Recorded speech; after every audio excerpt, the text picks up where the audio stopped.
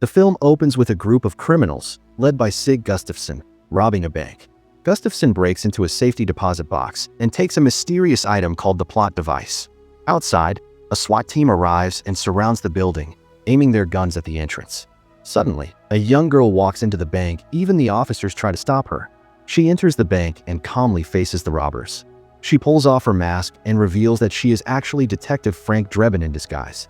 Still wearing a Girl Scout outfit, Drebin takes down the criminals in ridiculous and over-the-top ways. Meanwhile, Sig Gustafson escapes through a back door and hands the plot device to an older man waiting outside. Back inside the bank, after taking down all the henchmen, a woman calmly asks, "Who are you?" Drebin replies, "Frank Drebin, a new version." Frank is a member of the police squad, just like his late father. However, he's known for going overboard with his tactics, which has gotten the department into trouble more than once. Now, some of the bank robbers are suing both Frank and the department for using excessive force. The next day, Frank arrives at the office, and his co-workers cheer for him like a hero. But Chief Davis is not impressed. She calls Frank and Captain Ed Hocken into her office. There, she firmly reminds them to follow the rules and to always keep their body cameras on. Afterwards, Frank and Ed visit a memorial to honor their fathers, as do the other detectives, everyone except for Nordberg. Frank quietly hopes for a sign from his father, maybe something strange and symbolic like appearing as an owl. Later, Frank and Ed are called to a crime scene where a man named Simon Davenport has driven off a cliff in what appears to be a suicide. While investigating the wreck, Frank finds a matchbook with a picture of a tiger on it. Ed points out that Simon had a sister who lives nearby and might know more. Meanwhile, the rest of the team tries to lift Simon's car using a crane that works like a giant claw machine, but the car slips out of the claw and crashes back down. Back at the station, Frank is approached by Detective Barnes, who shares new information about the earlier bank robbery. Apparently, the robbers never met each other and didn't even know who they were working for. They also didn't take any money, which leads Frank to believe they were after something else. Later, Frank meets Simon's sister, who is a singer named Beth Davenport, and is immediately struck by her beauty. Beth doesn't believe her brother took his own life. She's worried that someone may have targeted him and suggests that his boss, Richard Kane, the CEO of Edentech, might be involved. She pleads with Frank to find out the truth. Frank agrees to stay in touch and promises to let her know if he learns anything. Later, Frank attends an event hosted by Richard Kane and his company, Edentech.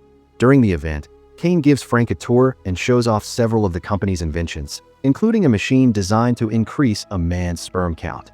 Later, Kane offers Frank a cigar. As he lights it, Frank notices the matchbook Kane uses. It has a tiger logo, just like the one Frank found in Simon's car. Frank mentions he's seen that type of matchbook before, and Kane casually explains that it's from a nightclub he owns called Ben Gal. After Frank leaves, Kane calls one of his men to send Frank a gift. The next day, the gift, a high-tech smart car, is delivered to Frank's office. Curious, Frank gets inside and starts it up.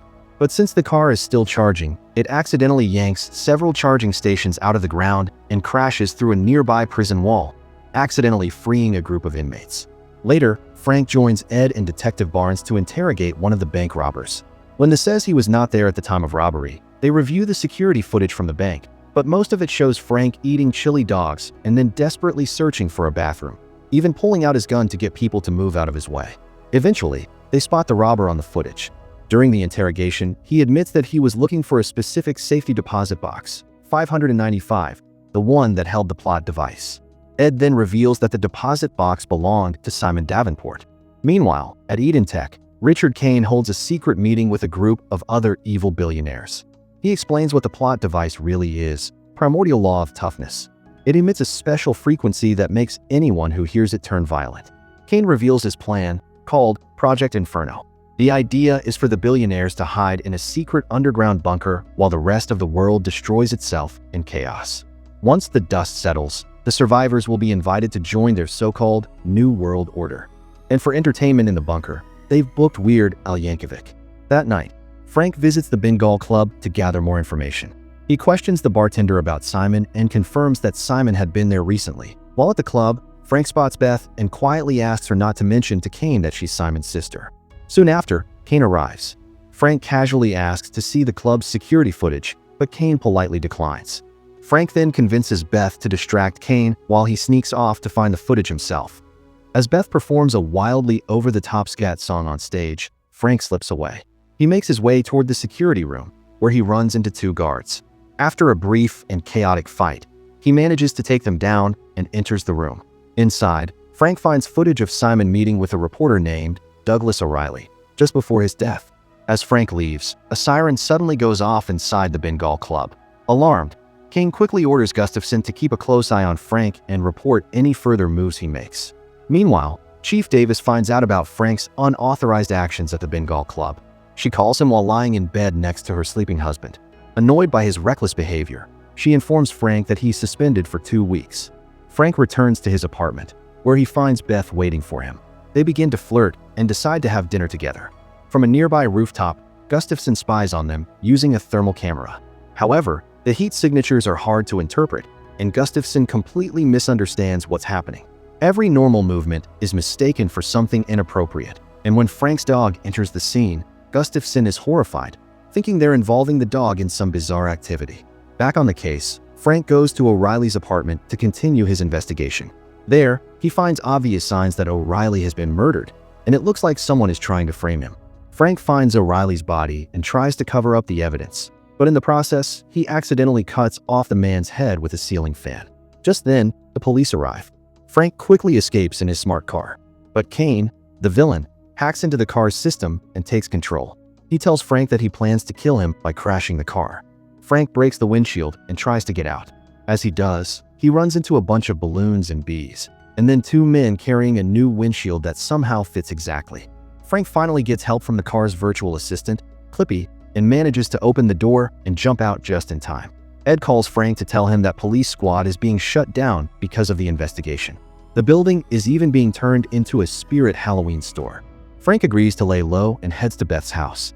At her place, Beth treats Frank's injury, though she oddly seasons it like a chicken wing. Frank tells her that Simon believed the plot device was being used for evil, and that's likely why he was killed. He then accuses Beth of using him and faking her love. He goes off on a rant about her messing with his TiVo and accidentally deleting his saved episodes of Buffy the Vampire Slayer. Frank gets a call from one of his fellow officers, telling him to come quickly. They're about to catch Sig Gustafson. Meanwhile, Gustafson is in his car when poison gas starts leaking inside. He passes out and wakes up in a hospital, handcuffed to the bed. Frank arrives and tricks Gustafson into thinking that Kane has already been arrested. Believing it's over, Gustafson confesses Kane's plan to activate the plot device at midnight on New Year's Eve. But it was all a trap. Frank was in a fake hospital room, part of a Mission Impossible style setup. However, Barnes, who works for internal affairs, had another plan. She used the situation to make Frank admit he forced the confession. But Frank turns the tables and gets Barnes to admit she had been threatening contractors to get her way. She's then arrested instead. Later, Frank goes to another event hosted by Kane, who is about to activate the plot device. Frank finds out the signal will be broadcast from giant New Year's balls dropping at midnight. He climbs inside one of the balls but loses his pants, flashing the entire crowd.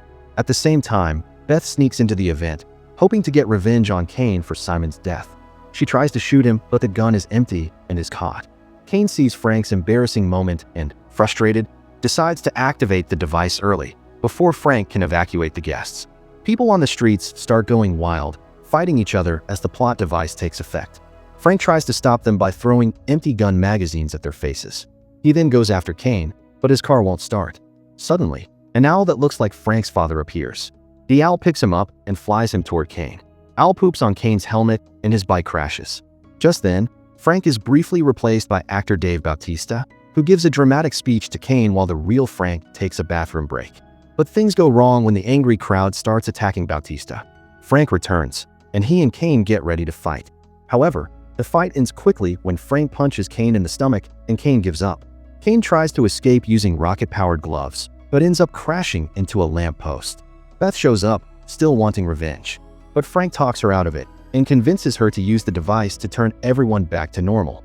Kane is arrested, and Frank and Beth get back together. Thanks for watching.